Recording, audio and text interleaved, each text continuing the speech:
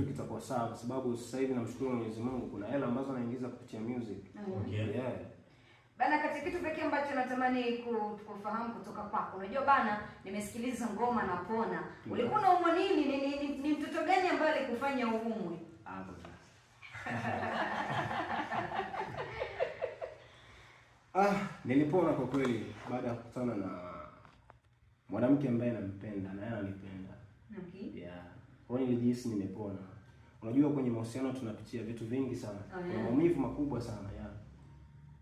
Kwa hiyo hiyo ngoma niliandika kabisa kwamba sio kwa sababu ni artist, niliandika nikiwa namaanisha. Ulikuwa kwenye hisia nzito. Kwenye hisia nzito. Yeah. Na aliyekuumiza sasa ni kufanya ukalia ukaumwa, mwisho wa siku ukapona vipi? Mpaka sasa hivi anakucheki au anafanyaje? Naye kashaniliza. Yeah. Unalia ukaumwa. Yes, nimepona. Lakini bahati mbaya tena nimerudi kule kule. Na yeye akakuliza tena. Na akaniliza tena. Umezungumza hapo kitu pekee kwamba mlikuwa mnapendana sana. Je, ni kitu gani ambacho kinakufanya wewe ugundue kwamba huyu mwanamke ananipenda? Alikuwa tofauti sana na watu wengine ambao nishakutana nao. Okay. Yaani alikuwa free sana kwangu. Alikuwa mwepesi wa kunishirikisha mambo yake. Yeah, mpaka kwa wazazi wake. Okay.